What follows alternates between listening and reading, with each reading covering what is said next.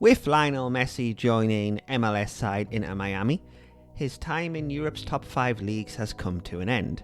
For today's video, I've picked out the top 5 stages that best show his evolution throughout the years as a football player, and looked at how the greatest player of all time has continued to evolve for well over a decade. As a young player, Messi's game at this stage was built predominantly around his explosive intergalactic dribbling. Messi grew up idolising Diego Maradona, and it showed. He played the game the Argentine way. His instinct was to take the ball and dribble, so that's what he did. A small, diminutive Argentine, the ball was glued to his feet. In the 2007-2008 season, Messi averaged a career-high 11.8 dribbles per 90 minutes, completing 8.6 of them, beating his man a preposterous 73% of the time. Messi's speed, ball control, ability to manipulate defenders with a feint and then explode by 1, 2 or 3 players in the blink of an eye, with no regard for the laws about what could or could not be done with a football, instantly meant he was one of the best players in the world from a very young age. If you were unfortunate enough to find yourself on an island and 1v1 with this version of Messi, you were toast. He could beat players with speed, skill or both, a trend that has continued throughout his whole career. Here was his own take on his dribbling. I try to trick the defender and find where the space is to escape him. Unbalancing the defender is about bringing him with you, then feinting and moving sideways. When he is unbalanced, that is the time to escape. It was under Pep Guardiola that Messi was first deployed as a false 9. Positionally, he had been starting as a right winger for Barcelona, cutting inside onto his favoured left foot. In the 2009 treble-winning team, Thierry Henry was on the left and Samuel Eto'o was the centre forward. Guardiola chose to use Messi as a false 9 for the first time in El Clasico in that 2009 season, as Barcelona demolished Real Madrid 6-2. Playing as the false centre forward, he dropped into midfield, dragging Real Madrid's centre backs out of position, creating an overload in the middle and causing havoc. Barcelona's first goal in this game was scored through the use of the tactic, with Messi here dropping deep to receive the ball. 6 Real Madrid players all behind the ball, and Messi spots Henry in the left channel, and it's one touch to control the ball, and his pass is perfectly weighted, with the second touch delivered on a plate to Thierry Henry, who scores a great goal. We've seen Messi do this what feels like hundreds of times since that day, but in the moment it was a revolutionary tactic, designed for the best player in history at playing that role. Why was Messi so good as a false 9?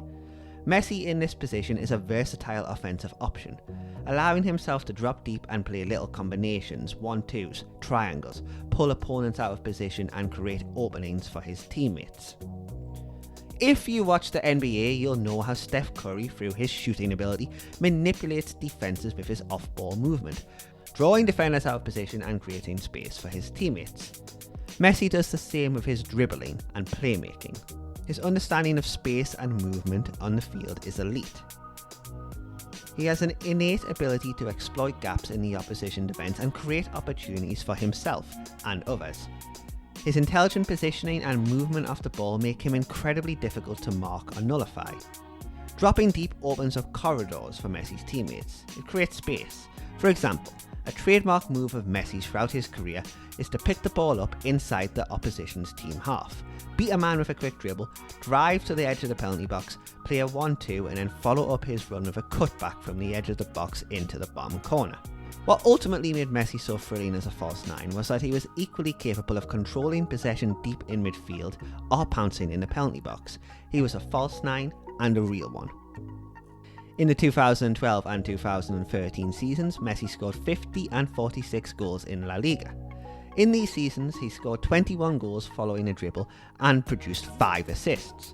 This was Messi at the peak of his finishing ability, while still being the best dribbler in the world. The speed in which he went from picking up the ball to scoring made him impossible to defend. It didn't matter if the opposition were in transition, camped on the edge of the area, Messi finished his work in a matter of seconds.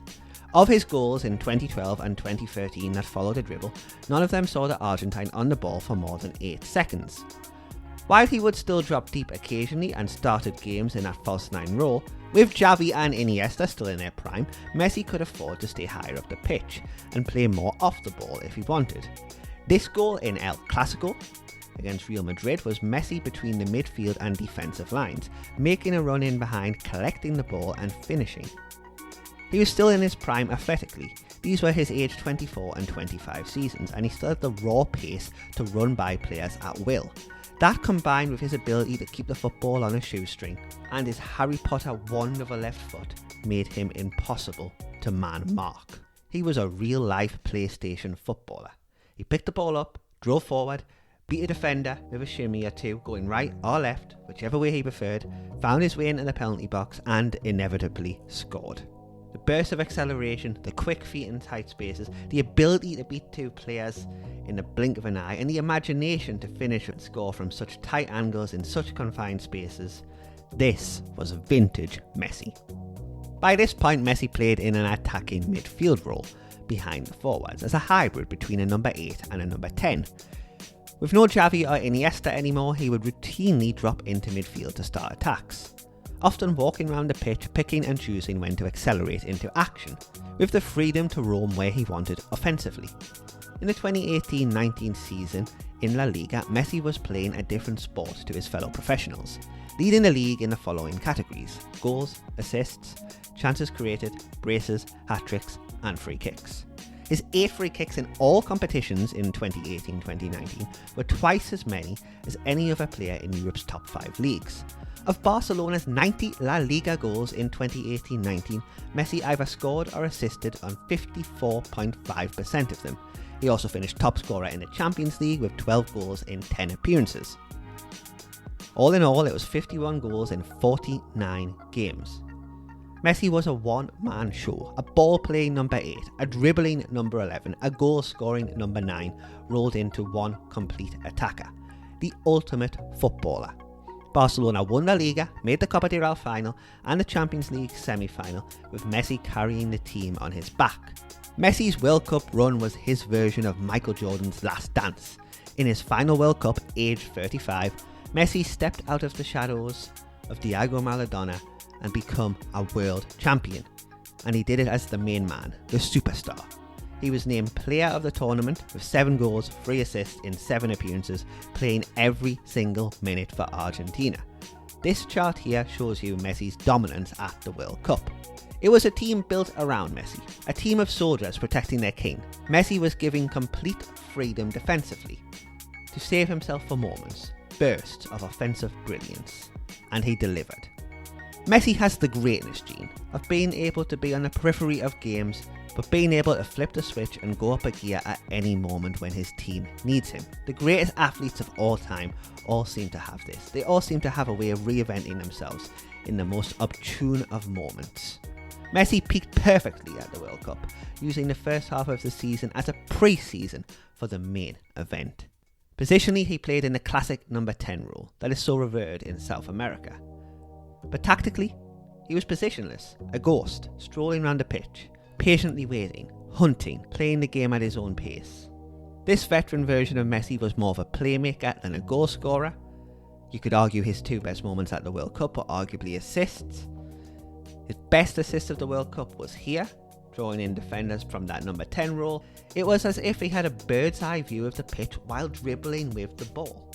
Messi has always been a world-class passer, but as he's aged, he's relied even more on the supernatural vision.